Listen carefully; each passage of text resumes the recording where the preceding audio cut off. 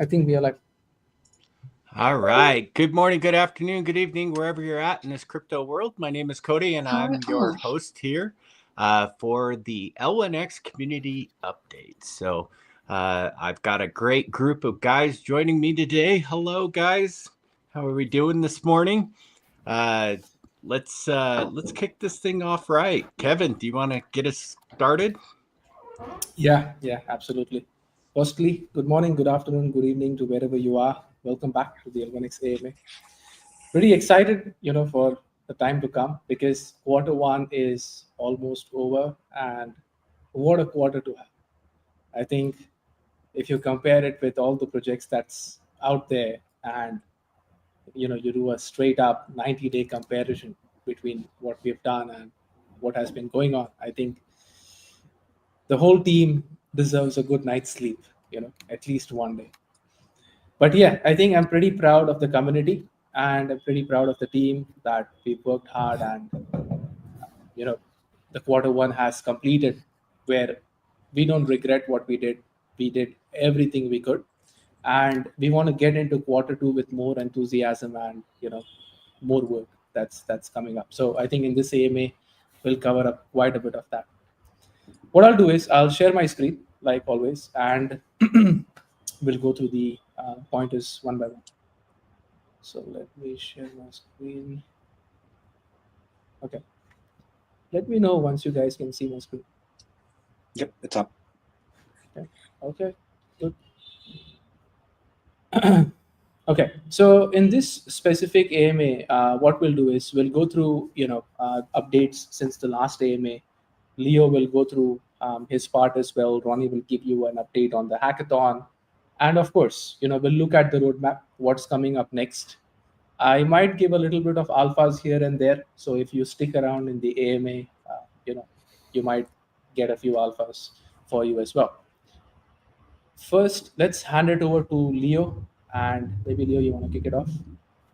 Yeah, perfect. So we did upgrade the swap UI, where the users will be, able to go and perform a swap as usual, but they won't have to wait until the swap is completed. So it makes, like it gives more space to the user to exactly do what they have to do, and a transaction that is completed or in progress is basically parked at the site, and then the user can track. Now, the reason why this is one, of the most one of the important feature for the swap is many a times, there are delays because the congestion on the destination networks, and that's why the swap is still in progress. So what our users can do is just go complete the swap, and they can keep a track of if the swap is in pending state, and just continue with the actions. And once the swap is completed, as you can see in the UI, there's a green notification just above the uh, tabs over there. So you just get a notification and you can go and track. So this is going to make the swaps seamless, and keep more users, keep like allow users to go and swap over there. Yeah, can we move to the next, please? Yeah. I'll continue further with the tech updates as well for the week. Now, since we have already picked up the swap, if you go and use the current swaps on L1X app, what users experience is, for every action, there are multiple calls that are sent, for fetching quotes and stuff, and that causes the user's actions to freeze. So every user action makes a call in the backend, and it freezes the application. So in next 24 hours, we'll be releasing an update where these things are optimized, and the user will be able to get a better experience while performing swaps. So that's an update on the swap feature. The next update is, a lot of users, a lot of community members have been reaching out, through various sources. So as I mentioned previously, we did have a bottleneck before with the nodes. We are trying our best, and for the last 48 hours, we have had good result, on testing. and we have been working very closely with few volunteers as well. So the bottleneck problem that used to halt the network, or I would say like fail the transactions, has been resolved by the team. The team has been working very hard towards it. And in next 2 days, we will be making an update where the community users will be able to, basically start contributing to the network, right? Acting as a validator. And to the existing node users, I know like the nodes are not active, but as promised, we will be giving you the daily rewards that y'all have been receiving so far. And once, I think somewhere, if things go well, and somewhere around mid next week, the users will be only receiving rewards for their contribution to the network. That's all from mine, Kevin. Okay, good. Yeah, I think I think Lionel and the dev team definitely require a good round of applause for this, because for the last 3 months, because when I was in the office as well, we sit down in a specific place to work, and after 16 hours, somebody else is calling us. We're still in the same place. So I think all the devs have been working really hard, and all these small things will start adding up, to more adoption, liquidity, and rolling out into the new features that's going to help as well. Anyhow, let's move on. I think someone's mic is on. Can you mute it? Yeah, great. Okay, moving on. We have the Bitcoin integrated into L1X Swap. So if you connect your wallet, which is the Bitcoin wallet, and you go to L1X app and go to the L1X Swap page, you will be able to swap from and to Bitcoin with other networks. Now, this is important because definitely, everyone in the crypto space must have had some kind of experience getting Bitcoin in the decentralized context, right? And to make that experience seamless when they come on the protocol or on the app specifically, this specific feature helps them realize that this could be a great entry point for someone to get into even Web3, right? Bitcoin being one of the first coins and Layer 1X being the second one, right? Until we go to the first. Anyhow, also what is important to understand over here is, because the Bitcoin network fee is comparatively higher than the other ones, there is more fees that is collected. And the more fee that is collected, the more amount of liquidity that goes into the release pool as well. So we definitely want to push this specific feature, for new user onboarding, and of also, moving it into the liquidity. One of the other feature, we are pretty excited about is the Ronak is on stage as well. Okay, so one of the other feature we are excited about is the direct swap. We'll talk about that, but Bitcoin into the direct swap is going to be, very seamless, because you won't even need to connect a wallet after that. So I think all this wallet connectivity, issues or stuff that you have onto multiple different places, connecting different types of wallets. Next month, in probably before the second week, we'll have the direct swap integrated with all these networks. So you will be able to swap out seamlessly as well. Moving on. Yes, we did not waste any time.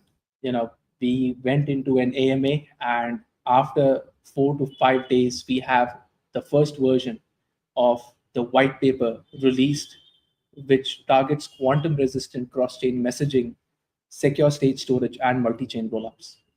And this specific white paper, I would like to believe, is the first white paper in the Web3 space for an interoperability protocol in terms of allowing other protocols to be quantum resistant using your technology.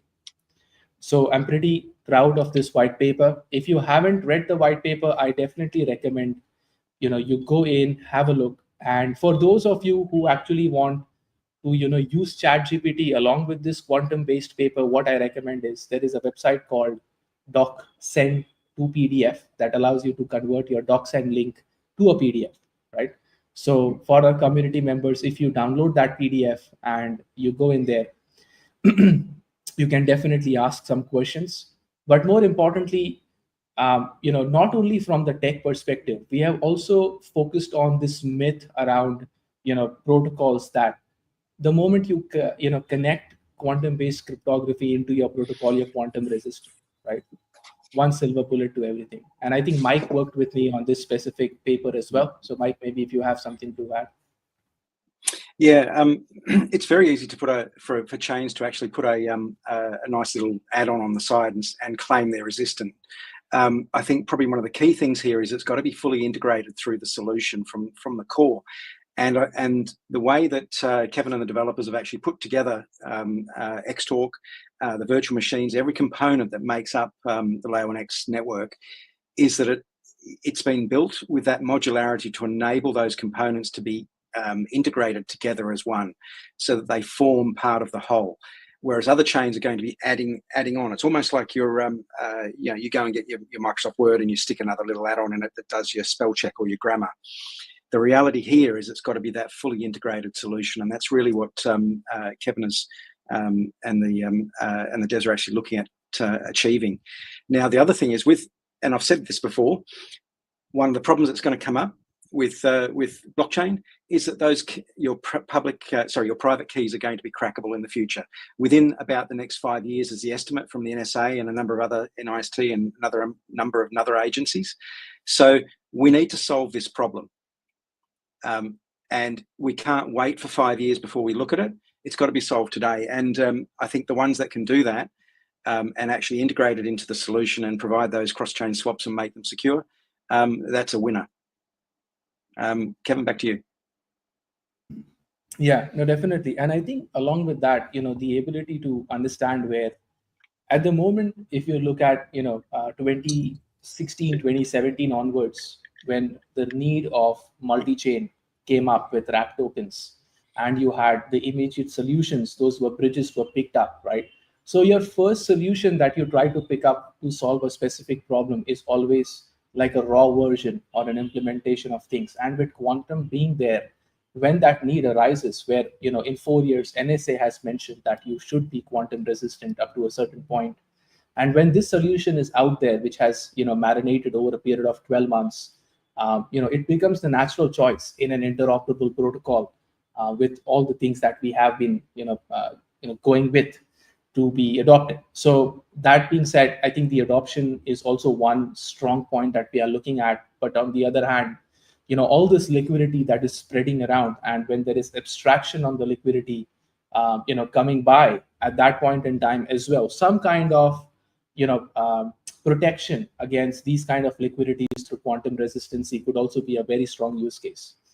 So multiple different angles to it, but of course, adoption, liquidity creation, and rolling into the next utility is one of the core of this specific technology.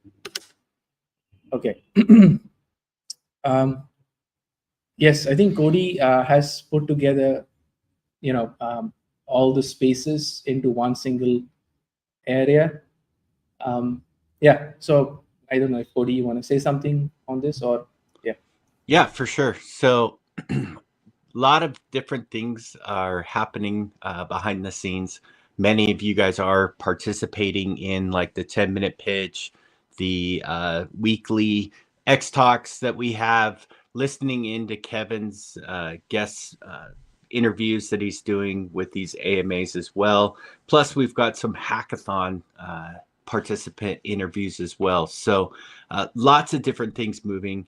And it's easy to get lost and have that unorganized. And so we put together spaces.l1xapp.com so that we can kind of organize it, make it a little bit more intuitive for new people that are coming into the space, as well as old OGs that are in the space as well, so that you can come in, find stuff, you can search for particular type of interviews or spaces that we're doing, and always just keep up to date.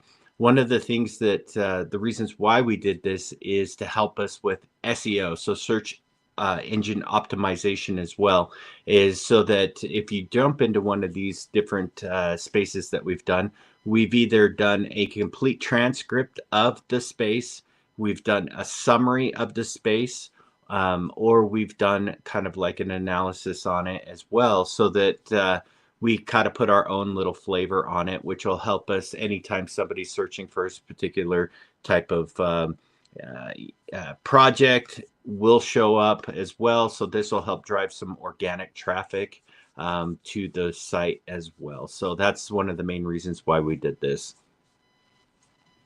Yeah, definitely. Some good work there. We also have projects.l1xapp.com, which Ronnie and the team, put together. Ronnie, if you want to say something about it. Sure. Yes, so the projects.l1xapp.com would encourage everyone in the community to go check it out. It gives you a list of the projects that are actively building on L1X, along with certain information as to what's the project about, why is it that they chose L1X, and also equally importantly, why is it that we are excited about the project, because and we'll cover this in a little bit once we get to the hackathon piece, but there's some projects out there that are like, they've picked up some really interesting themes. So would encourage everybody in the community to check it out. And just so everyone's aware, like with everything else, this will be a continuous this will be under continuous development. I guess it would never really be one and done. I'm sure Cody doesn't like that, but that's the reality. We'll be adding more information, more projects. For each project, we'll be adding as much information as we feel is relevant. But really, yes, would encourage everybody in the community to go check it out. Yeah. Thanks for that, Ronnie. And I think it's important to have a space where, all these projects now that they are building on L1X, the community and, any person wanting to understand more about the utility of the protocol can go in and, I think more importantly, find three things, right? Number one, about the project. Number two is, where the project is in the life cycle. Is it an idea? Is it into production? Is it a, ready product? And I think number three is, how exactly are they willing to use L1X and, increase the utility for the layer 1X form. So I think these three things, will definitely be important on this specific panel.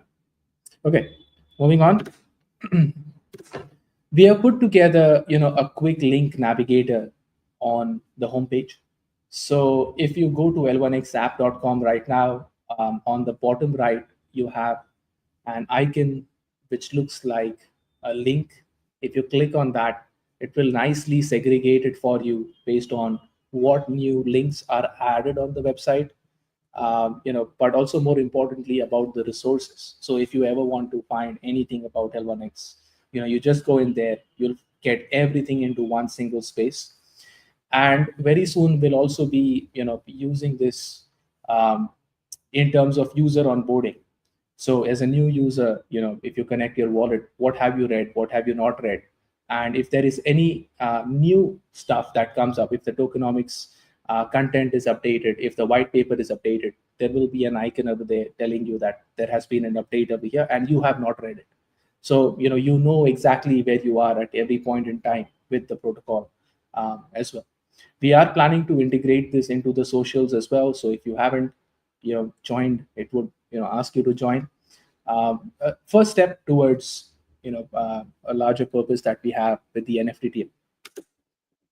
Okay, this week we won't go a lot into the performance on socials. Everyone can see the performances itself with the numbers, right? But just with TaskOn, we have crossed 620,000 task qualifying.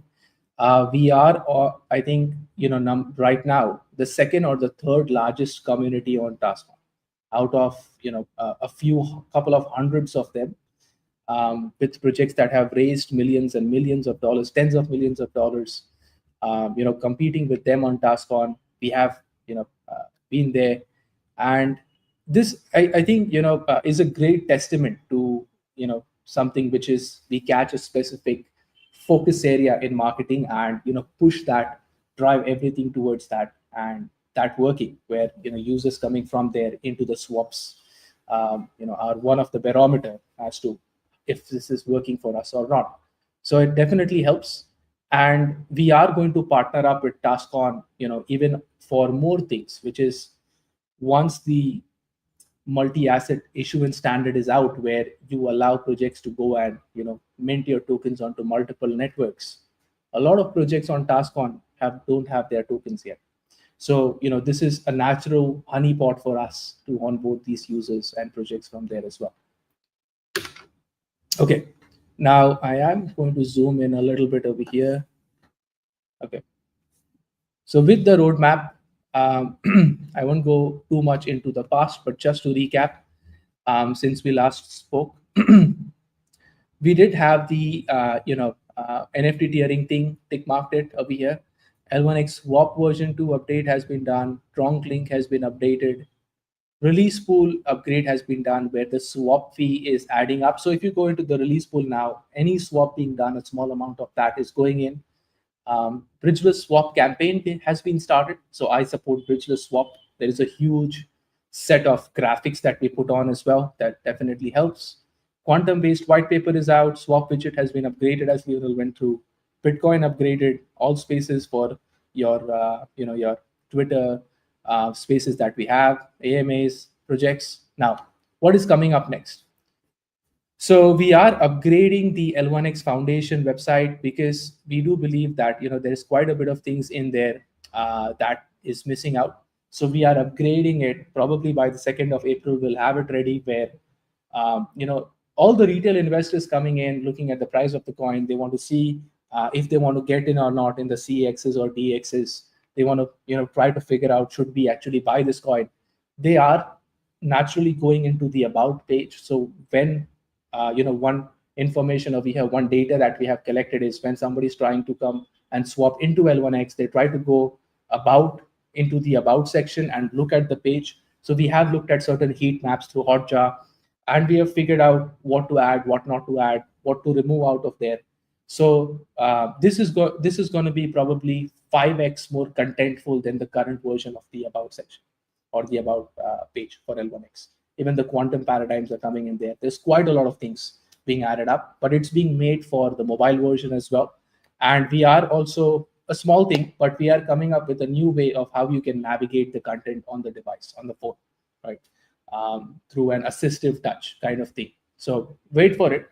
You'll get that. It definitely helps, because our goal over here is, if someone comes on the website, they like it, we are going to allow them to buy the L1X coin through direct swap by just depositing into the address directly. So if they're going through the website and they want to buy L1X, they don't have to go to the swap page, swap into L1X and all that thing. They just look at that wallet address, they click that, they go to the wallet, they deposit, and they get the coin. So we are going to leave these things across the website. One step, or one-stop wallet profiler as well. So this is going to be the first step, for new projects or new users or anyone coming in. That's the dashboard that we are coming up with. We have the direct swap upgrade. 35 plus networks are going to be supported. So whatever network you have currently into the regular swap, you're going to have it into the direct swap. And I think this is going to be the first time ever, these all networks will be in a technology where you don't have to connect your wallet, right? So that is really helpful. We are launching a campaign, on the zero fee swaps, earn while you swap. And I think in my last AMA, I went through this a little bit, where what we are going to do is, because based on the NFT tier, whenever you swap, you get scoring points. Your scoring points can be converted into L1X, and your L1X can be deposited into the release pool. So effectively, over a period of time, we want to actually show people that if you have an NFT tier that makes sense to you based on how many swaps you do, what are the networks you swap with, what are the tokens you swap with, there is an algorithm that is coming out that is going to estimate the total gas fee that you will pay probably for 1 year or even your entire life if you do cross-chain swaps. And then if you do it with L1X swap, what will be the earnings that you can have against the gas fees? So this is going to be a marketing campaign that we want to do, where we are going to call it $0 swap fees when you want to go cross-chain, get the users into the the widget. And even if we have 3 to 4% conversion in there, the volume of users coming onto the platform because of this will definitely increase the buying into L1X, which increases more flow into the liquidity pool of the release pool contracts as well. We will have Uniswap LP staking with daily rewards on L1X app, and what I mean by that is currently there is lesser number of liquidity available in the Uniswap, Pancake, and Radium, and that is okay for now. But just a little bit of alpha over here before I go ahead, and it's a little too early, but I just wanted to mention that we are actually speaking to a few VCs and institutional investors to raise $25 million at around in between $1.5 of L1X price, but there is going to be a hefty cliff and a hefty vesting period to those coins as well. And this money which we raise, we are going to commit some percent of that into the release pool. So whenever that raise happens, a percent of that is going to be committed into the release pool, and there is going to be a portion of that which is going to be used into one of the decks that is building with us, and allowing the projects that are building with us to have their own tokens.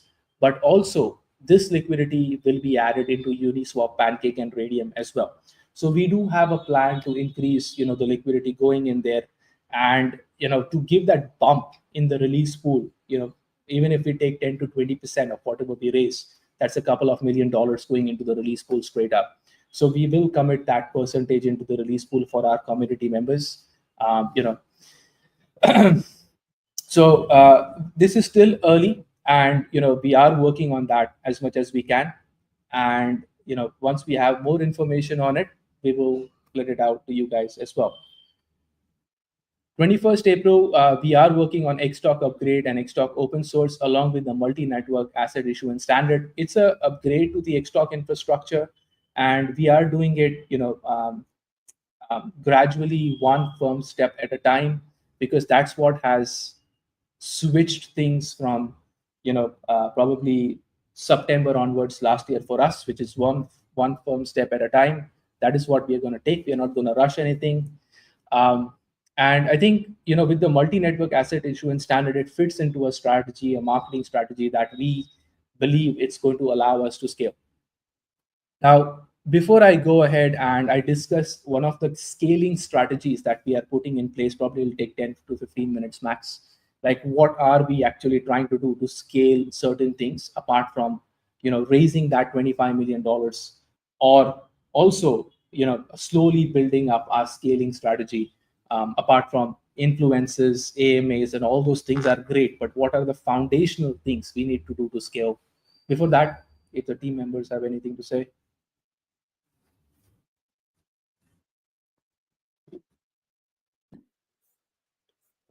And nothing specific, Kevin, but I think like the entire plan of you sharing about the fundraise and how that would go back into the release pool, I feel that's like pretty impactful for the community, combined with the fact that I like that you stressed on the very heavy cliff, because obviously we don't want to pump and dump, and the entire idea of the release pool was to avoid that. So I'm glad that the fundraise is in sync with the ethos of the release pool. Yeah, no, definitely. I think yeah, go ahead, Mike. Yeah, look, I think with what we're looking at doing, with the VCs, etc., and talking a little bit more about the release pool, I did a little bit of an analysis across some of the other chains, layer one chains that have actually launched since between about 2022 and 2025. And you've got to look at them, and not having in place something like a release pool. When you look at the likes of Aptos, they dropped nearly 50% within a day of launch. So it went from $13.73 as a high, dropped to nearly 50% down to $7.27. And that was attributed to early recipients, e.g. all those airdrop and the insiders selling immediately. And that's common across most of them. You look at Sui, very similar.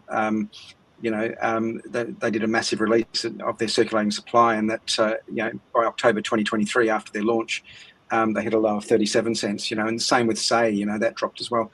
But by basically any rapid increase in circulating supply can trigger a dump.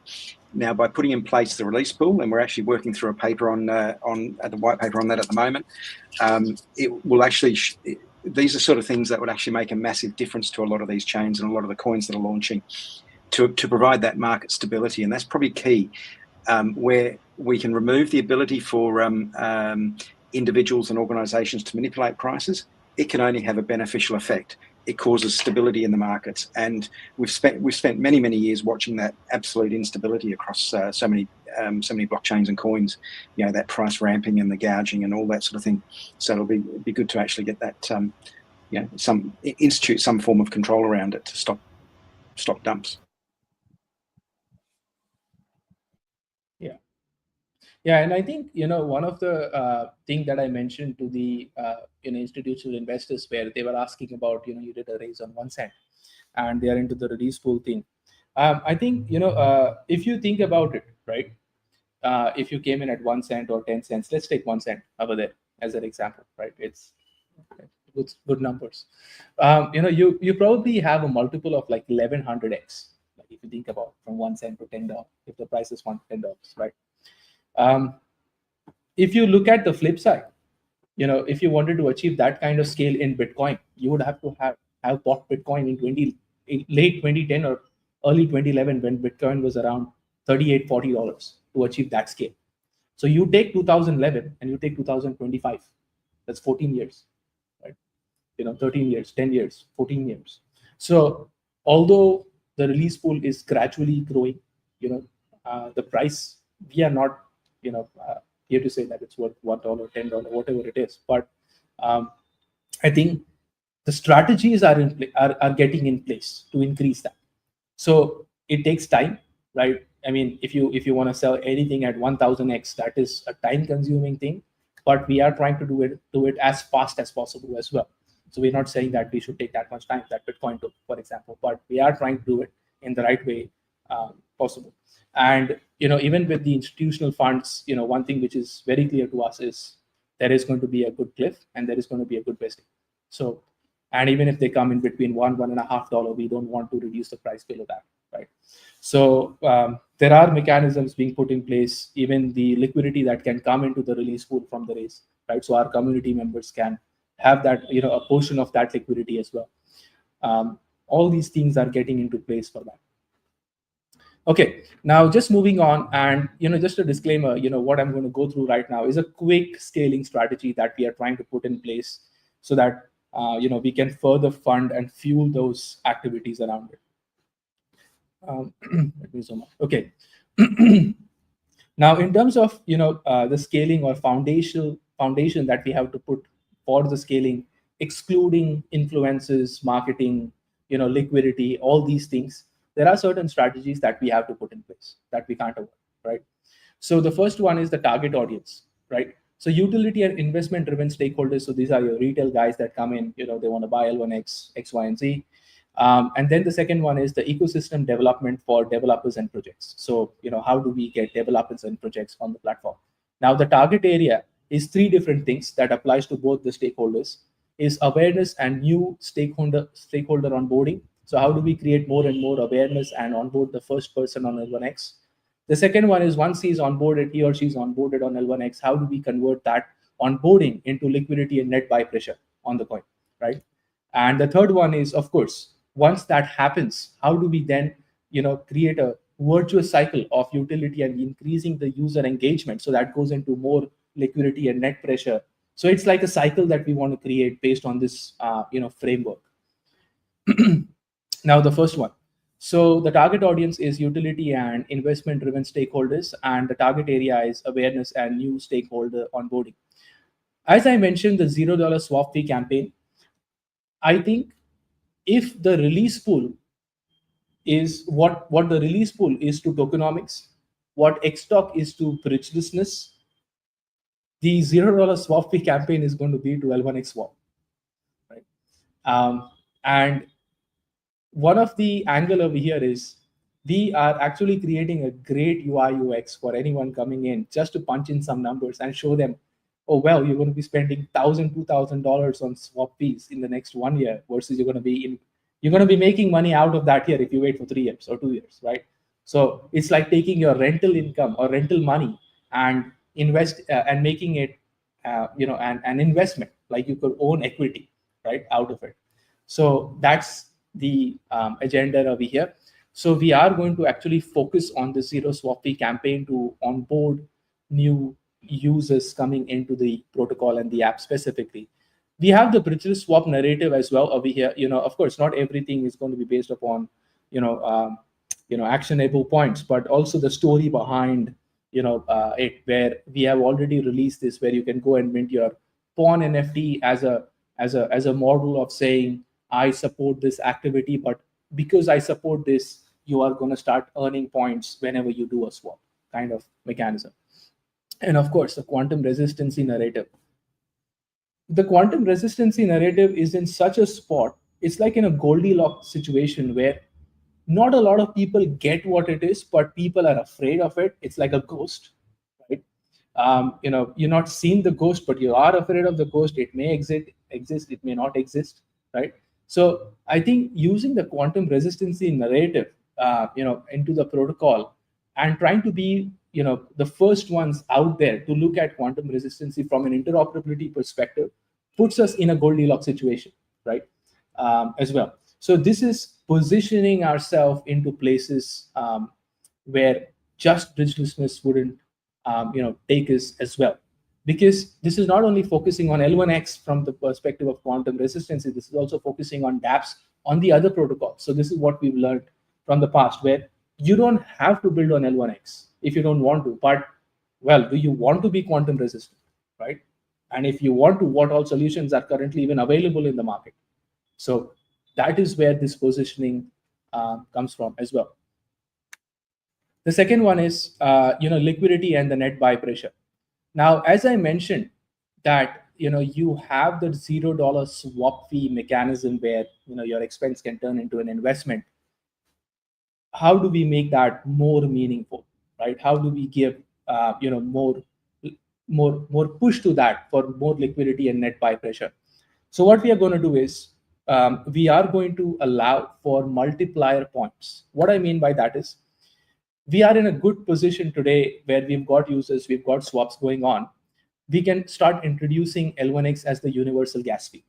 Now, what I mean by that is if you are trying to swap from Binance, Solana, Bitcoin, even, for example, Near protocol, and you do not have the native coins of these protocol, you will still be able to perform a swap, through a payment master contract that we are trying to build. If you hold L1X, you will be able to use that as a universal gas fee. But if you hold L1X up to a certain level and you keep it over there, you will be able to get multiplier points on your swap as well. So not only can you use L1X as the universal gas fee, like a debit card mechanism where you just put L1X and it automatically uses as a gas fee on L1X protocol, but at the same time, it also gives you the ability to earn more points when you swap, because everybody swaps. Everyone needs to swap, right? It's like the bread and butter of Web3.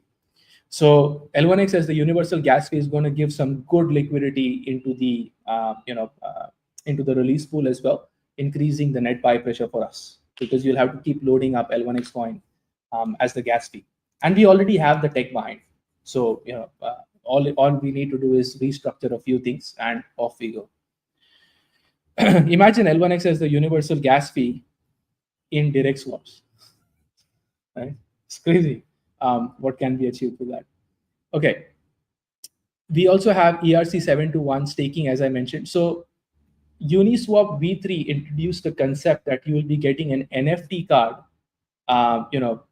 whenever you stake into the Uniswap pools, but then you can't do anything with that NFT card, which is the 721.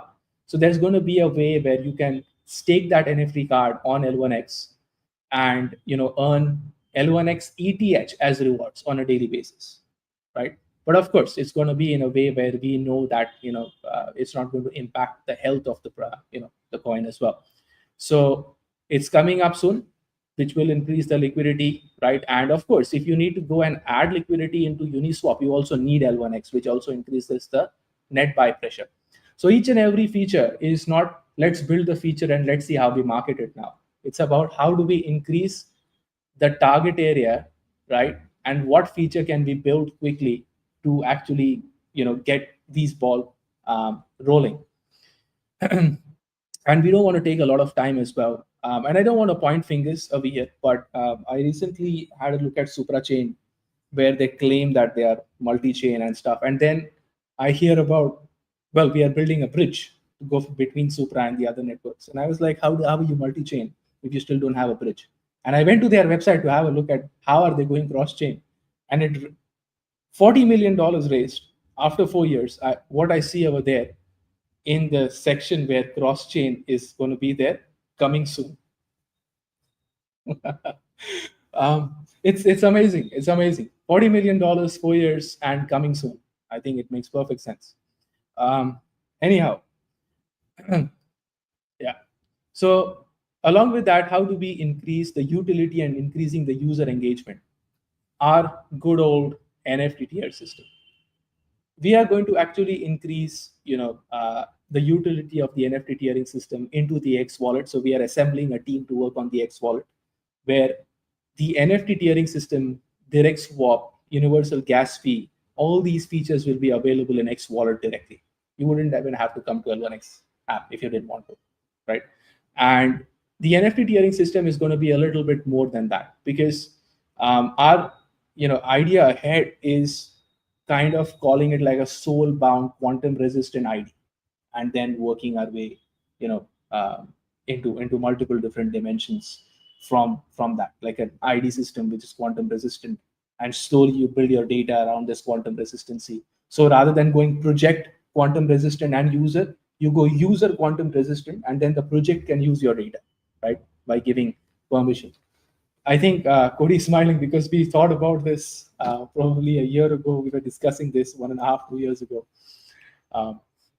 But yeah, I think that's where the NFT tiering system was thought of long time ago. Anyhow, moving on, we have the ecosystem development for developers and projects, plus also the awareness and new user stakeholding. So okay, how do we onboard new developers and projects into the protocol? One is the growth pool. So what we are currently contemplating and analyzing strongly is all these projects that build up. One of the things that happens over there is that they lose traction over a period of time. So when you give them the grant and they lose traction, the problem there is everybody gets the same level of grant, and then there's no way of saying that okay, this project is not as working as hard as the other. So how do we create an equilibrium here? What we are thinking about is getting a portion of the growth pool and assigning it to transaction performance. And what I mean by that is, over a period of time, whichever projects are generating the maximum number of state changing calls that make sense as well, right? It's not just updating the state for the sake of it. We're not Aptos. But anyhow, we want to make sure that we kind of remunerate and provide utility to the projects along with the performances and along with the bonus that they get. So this percentage will be rewarding them based on the weightage of the quantity of transactions that they do, right? So like an ecosystem transaction generator kind of campaign that we can have around this, at least for a while. So it will push projects to come up earlier on and say that, okay, there's 10 million coins for this 12 months. Whoever comes first gets these coins. But again, these coins are going to go through the release pool, right? And if they believe that this is something that they want to adopt, they can. We also have, the bridgeless multi-chain application development. Now, why I say this as an onboarding tool is because whenever a project wants to launch their coin, one of the hardest question to answer at that point in time is, do I choose gas fee efficiency versus liquidity? Because if you want gas fee efficiency, you can go on any network. If you want liquidity, you got to go to Ethereum, right? Or Solana. And if you go to Solana now, okay, now how do I go back to the other ones, right? So this is where the multi-network asset issuance standard is going to solve that specific question for them, saying you don't need to build on L1X. That's fine. You can build on L1X from the perspective that you want to go and build on multiple different networks to go and take that liquidity and onboard those users. That is why you use this tech, which will allow you to do it in less than 60 minutes of your time. And we have already started setting up funnels from Hackathon, from TaskOn, from Launchpads to use this tech. So we are setting up our customers before the tech is up, right? We are doing this a little bit, differently, the way it should be done. Quantum resistant narrative. Again, I keep saying this quantum resistant narrative thing, and right now, of course, it doesn't carry the exact amount of weightage that bridgelessness does, but there is a foresight over here saying that the way you will be able to sell bridgelessness is through quantum resistancy, in terms of giving it to enterprises, governments, and the other guys, right? This is definitely going to be a game changer in the future, and we want to get up on that horse and ride it all the way. Okay, the other one is liquidity and net buy pressure. We have the L1X app, which is a great product that we built. But along with that, all these projects that are coming up, right? One of the hardest thing for these projects is to get users. They'll build the product, but I don't have any users. And we've seen projects that are not on L1X still talking about, can you integrate this? Can you integrate that into L1X for us? Because we've got such an amazing community, such an amazing user base on L1X app that they want to leverage. And we have decided that we will build a small app store kind of concept in the L1X app, where your dashboard, your unique soulbound NFT data, all these things where the projects building on us can start advertising to you itself, about their product or feature. So this is definitely something that's going to help in terms of liquidity and net buy pressure. Why? Because any project wanting to build on the protocol and of course go on the app store, we will swap certain tokens that of these projects with our tokens as well. And what that will do is it will start providing some kind of immediate liquidity to the coins into the release pool. Number one.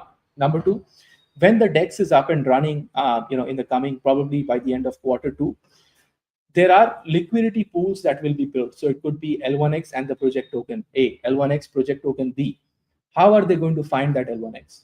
We will allow them to use the L1X from the release pool into the project pool, so that they can pair their project token with the L1X, and that is going to allow us to sell L1X from the release pool directly to the external users of these projects. So anything that we are trying to establish here is, of course, awareness and new user onboarding, liquidity and net buy pressure, and of course, creating more utility around it as well. And how do we get more utility to it as well? We focus on the L1X multi-network asset issuance standard in terms of pushing the utility of the coin first. But once they go on multiple network, their main contract that manages the supply and demand is on L1X, right? So once they build that on L1X, they will also want to go onto multiple different networks in terms of the features that they provide. So it is going to be easier for you to now build another contract on L1X and manage those features than to decide to go and build something else. So this is an eventual step that we are allowing them to take, because previously we were pushing them to do step number 2 without focusing on step number 1. This time we got our step number one correct. We make them do that and then release the utility for now you go and build a logical flow around your functions onto multiple different networks. Not to even talk about quantum resistancy, not to talk about, we are going to allow you to use L1X from the release pool. So the release pool participants will be giving grants to these projects in a way, if you think about it, but only if they, as an advance, right?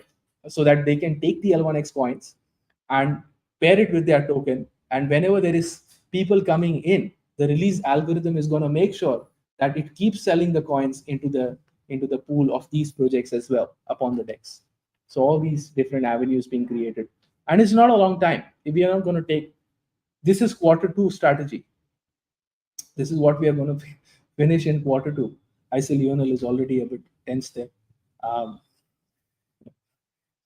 Like, how many more hours do I need to work? It's all right, man. Like, as long as we are pushing forward, that's all matters.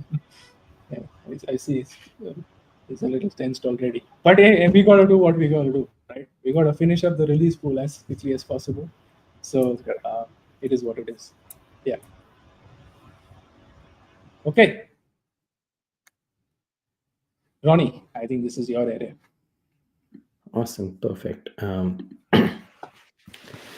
Hey everyone. So first off, thank you to everybody in the community who helped spread the word on the hackathon.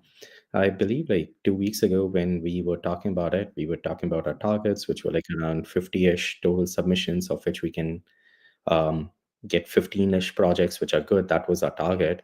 And yeah, we blew through it. So we had exactly 350 total submissions, and we've shortlisted 56 projects. And when we say shortlisted, just to verify, these are the projects which from the first look, they submitted an application that aligned with what we are trying to achieve at the hackathon. We will be talking to each of these 56 projects and then doing like a further shortlist if we need to see which projects actually have the ability and the intent to execute and get something going by the end of the hackathon.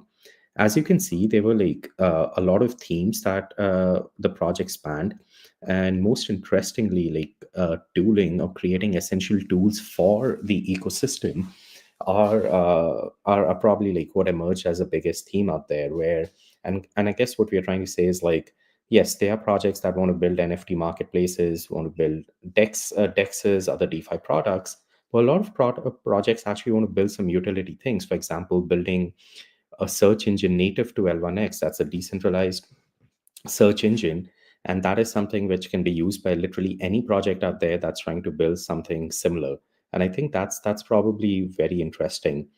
And the other piece that you can see over here is that almost half of the projects, a little less than half, are already in an MVP or a production stage. And what that tells us is that it's not just, the hackathon didn't just attract people who are like, hey, this is cool, let me go build something. But they were builders out there who were already working, and either they were kind of searching for a chain or they had researched and they hadn't found a good fit. And that's why they came over here. So that's something very interesting as well. Can we go on to the next slide, please? Yeah. So yes, as I said, like when we look at some common themes and observations, there are a lot of projects which are focused on adding tooling, such as low code, no code tools to build out apps, data aggregators, decentralized search engines. And what's interesting is that besides adding utility to the network, they will set L1X apart. I'm not 100% sure, maybe Kevin or others on the team can opine, but I don't believe there are too many chains out there that have, say, decentralized search engines or that have ready, low no code tools, just like how you have in the Web2 space that can allow you to build and deploy apps quickly. What is that? What is a decentralized search engine? What's that? I've never seen one on any chain. Yeah, exactly. I mean, and I can share that project for you. There were, I think, 2 submissions on this, but really the idea is that, it's in some ways like Google for Web3, that you can kind of go and search across multiple sources. And what's also interesting is that some niche projects that are being built, which are focusing on the social angle. So EdTech is a theme, building a LinkedIn version for DLT, where you can sort of have your on-chain resumes connect with the job seekers on-chain, get a score, using DLT to assist visually impaired individuals. So again, I think this will be a network differentiator.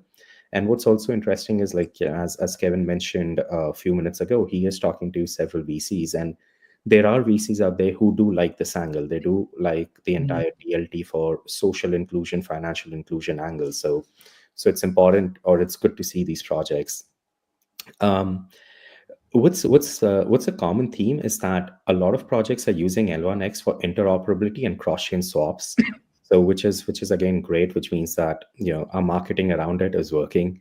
And I know, Cody, sometimes you talk about interoperability and you're like, yeah, we need to change it, but it also works at times. And it's interesting that they are like projects that are looking at cross-chain swaps and are looking at innovative ways to do it, right from meme bot snipers to crypto trading bots. So that those are other areas. Healthcare and crime prevention, both using AI and blockchain to prevent digital crimes, so prevent rug pulls, as well as prevent physical crimes. So basically, cameras that can sort of detect adverse events, using AI technology to detect adverse events, report them on L1X, are areas that are kind of emerging as well. So I think like these are some really interesting pieces, and probably I guess what's the most interesting piece out of all of this is that when we launched the hackathon, we gave ideas. And I think our intent was not to bucket anyone, but it was more of that, okay, if people are struggling, then let's help them out. And we've got to go back and check, but I don't believe a lot of our ideas were used, which is great, which shows that people have come with a mind of our own. So we weren't necessarily wrong, but people have come with a mind of their own and they know what they want to build. Yeah. And I think, a lot of this, like what I've noticed by speaking to certain institutional investors is that they're trying to like search for projects that bring Web3 very close to Web2. Like, how do we create that abstraction level, right? So I think that is where a lot of projects are also focused upon. Yes, and that's you're right. Like I think ultimately Web3, you really shouldn't be able to differentiate between Web2 and Web3. Like today, when we use our smartphones, for example, we don't really know what's the underlying technology behind it. So I think that's how it should be with Web3, where at some point you should not really care what wallet you're using, what chain it's on. It should be seamless, and I think that's definitely something that the VCs are going for. And yeah, the last slide, it's really just on some high level timelines. So okay, there was a typo over here. I'm sorry about that. But basically, next week we'll be meeting the 56-ish projects, and we'll determine who do we want to invite in the hackathon. We don't have a number in mind. Maybe like we look at, say, 30-ish. But again, if all 56 have a solid plan, then we don't want to exclude anyone. Managing them through the hackathon might be a logistics challenge, but we'll figure that out. And then basically all of April, we want to do Kevin is smiling. He's like, all of April, we will continuously have a dialogue with these projects, make sure that we resolve all their dev queries, monitor the build status. We will be conducting like regular interviews with them and airing them. And the idea is just to sort of showcase their journey, that what was it like when they started off at the hackathon, what's their experience been like, etc. So if you kind of think about it, going back to projects.l1xapp.com, whether it's a community member or it's a VC, if they are interested in a project, what's the project is interesting, what their demo is interesting, but what can also be interesting is what's their journey been through the L1X ecosystem. When they started out by applying for the hackathon, what is it that they were thinking? I'm sure they would have made some assumptions.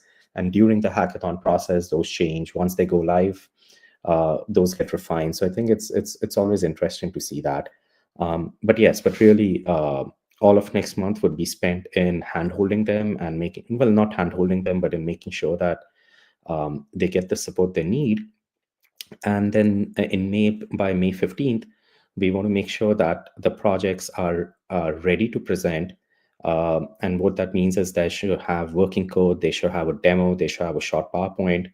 They should be ready to present that by May 12th. And that is when we would have the final presentations and announcements of winners. And then really starting May 15th, we need to also start planning the next steps with all of the projects. Yes, they won a hackathon, great. But what's next? Like winning the hackathon is probably the easy part.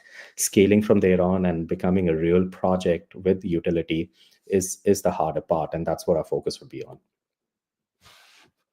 Cool. Yeah. I think that's it from my side. Anything else that the team wants to add? I was smiling. Yeah, I was smiling because initially when we went on and we thought, okay, let's try to get at least 48 plus applications, 50 plus. We'll select 10 or 15 out of them. We should be lucky to get that many. And we just see 300 plus, So I think the universe is definitely smiling at us from the top this year. So let's make the best of it. Yes. Yep. Exactly. Yeah. When you've got something good going, squeeze the maximum out of it. Yeah. Okay. I think smiling is definitely the theme of this AMA for sure. Definitely a lot of that going on. If you're not smiling by the end of this AMA, I don't know. There's something wrong with you, I guess. There's a lot of great alpha that's being dropped. Mike's behind the scenes dropping some dad jokes. I mean, it's a great day. So I totally agree with Kevin. I thought it was a good name. Yeah, decentralized Google. Yeah, Run your own imagination on that one. Yeah, exactly. So, but anyways, it's a great space. Yes, the universe is definitely smiling upon us for sure. So I'll make this quick. Definitely doing really well on the analytics side of impressions and engagements. I'm sharing this with you just so that you can kind of get an idea of, kind of the things that are clicking, what's working, what's not working. The active times are usually right around our spaces, and which are great. And they just kind of catapult us through that hump during the week. We usually have a lot of good engagement at the beginning of the week, and then it seems to kind of taper off during the week and then pick it back up around the weekends. And a lot of this has to do with everyday life, right? Everybody's got to work. Everybody's got their routines that they go through as well. But, it's great to we strategically planned our weekly AMAs that we do during the week so that we can kind of get up over that hump a little bit. But it's definitely helping with a lot of momentum with the regular posts that we're doing throughout the week as well.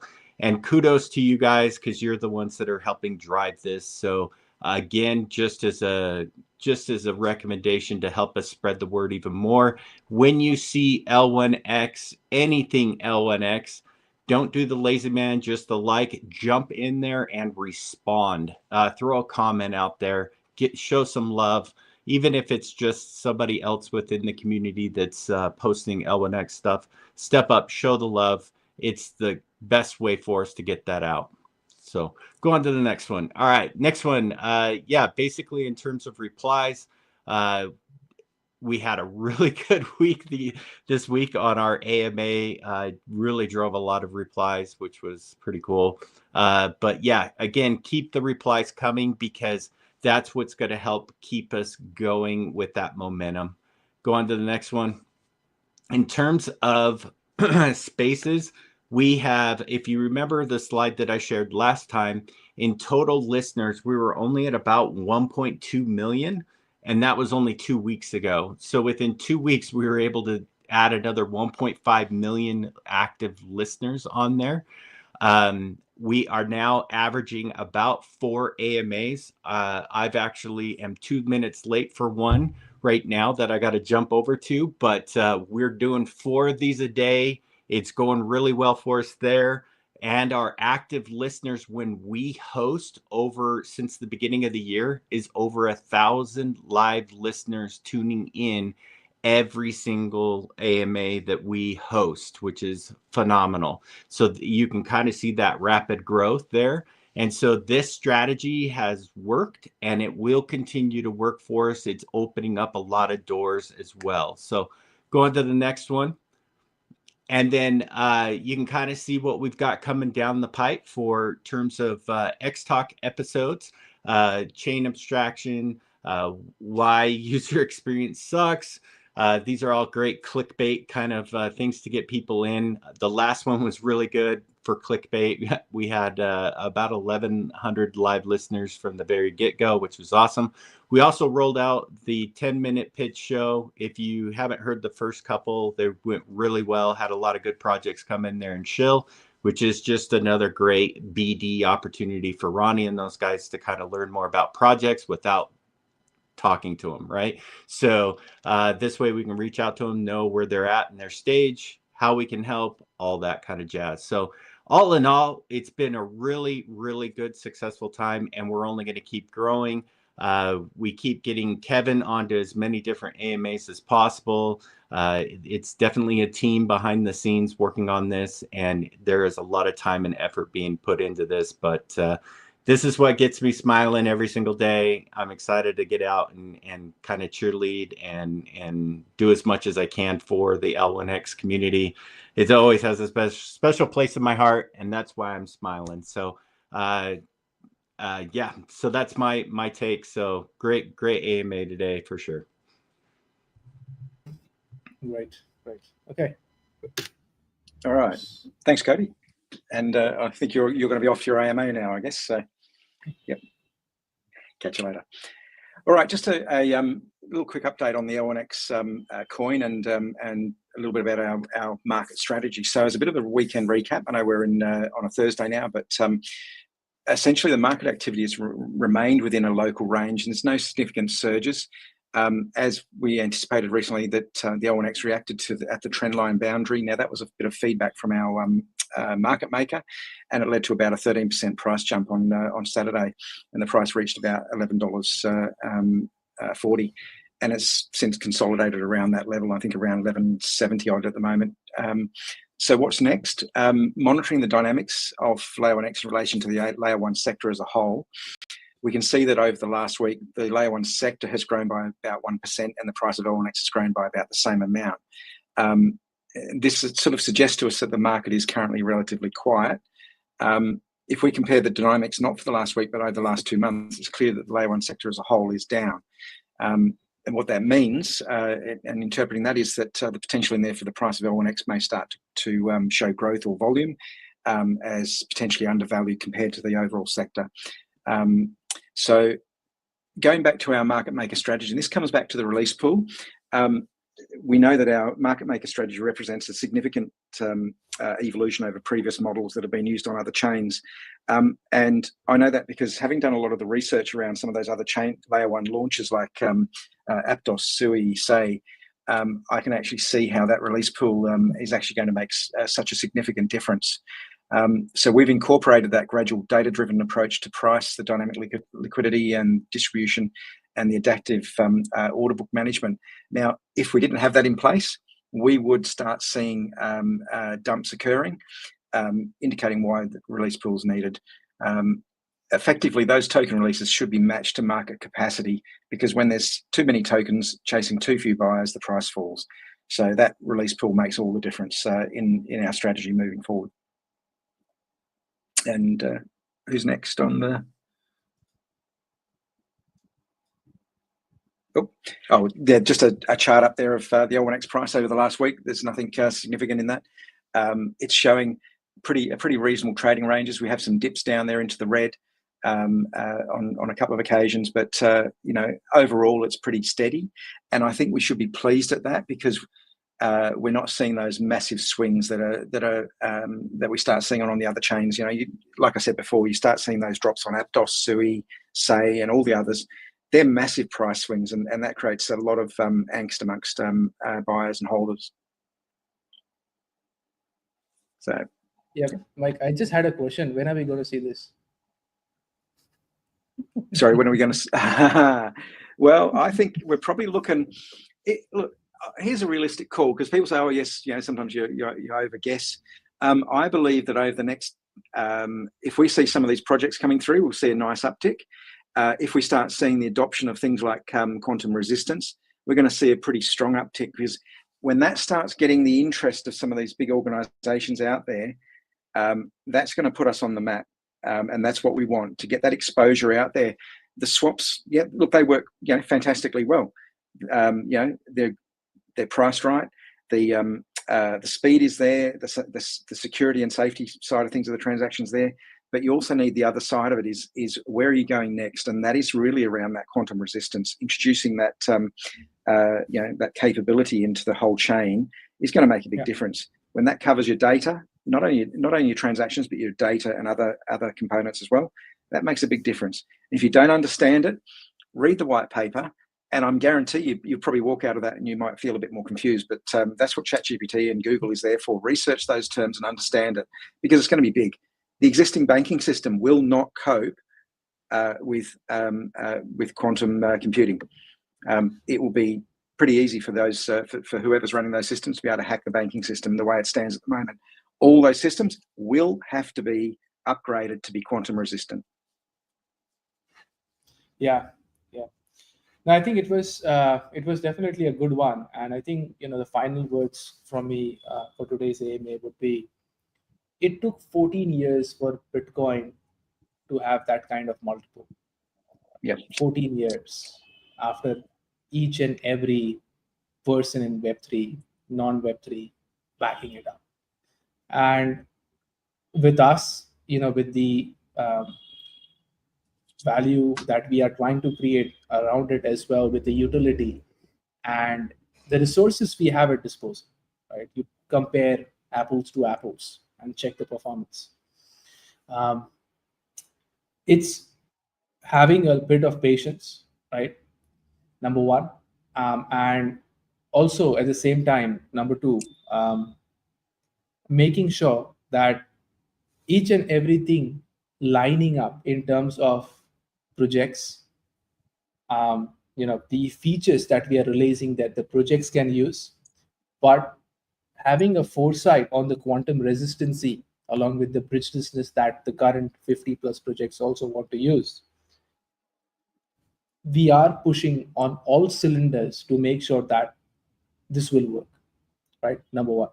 And number two, I think the community definitely, the release pool is one of the very important component to track the progress. But sometimes a little bit of patience, will take us far, because all these things that we are trying to do, these are not meme utilitive pumps. These are, strategies and utility that takes time to build up. But once these things start rolling, the effect of that is compounding as well. So the community has been very patient about it, and we appreciate that patience and the support that the community has given, without which L1X wouldn't be where it is today. It could be from any angle. It wouldn't be where it is today from any different angle. And we are working 24/7 round the clock to make sure that this thing, is standing strong. And our goal of making sure that we exhaust the release pool, but more importantly, we start creating dents in the Web3 space with utility, hardcore utility going into it, right? And we have received some good words from institution investors and VCs, which doesn't mean a lot to me unless they show that good words mean something into actions. But still, coming out of their mouth makes a little bit of difference, because it tells us, okay, we are on the path that the whole market is trying to project itself with, right? Because of the experience and the exposure that these people have when they look at projects. So yeah, I think a little bit of patience, keep an eye on the roadmap, keep an eye on L1X app, and keep doing your swaps that you are doing, and keep supporting the protocol as much as you can. Yeah, I think it was a great AMA, and I'm looking forward to Q2 with the same banger in terms of all the features that we want to do. Anything else anyone wants to add up to? I think a great effort tonight from everybody, giving those their updates. I think what people should be doing is getting out there and reading things like the white that we're releasing, but also to actually start getting out there with snippets of those and attributing back to L1X on the likes of Twitter. So take some of those, the descriptions and post it out there, link it back to L1X. Start engaging in those conversations, and if you don't understand it, well, then tag us in, and we'll help you work through that, help answer those questions. Yeah, I think it was a great AMA. So I've seen there are many new users coming to swaps as well. The numbers are increasing. There is a lot of engagement with the L1X app, and again, since we are moving towards getting more traffic with the way the marketing is pushing forward, just looking forward for more features on it. Thanks. Great. I guess. Okay. I guess many of the guys are having confusion related to the airdrop leaderboard extension. I see most of the guys are asking when is the airdrop TG or something like that. So guys, we have already edited our official airdrop page, which you can see the extension date there itself in the homepage of the L1X app.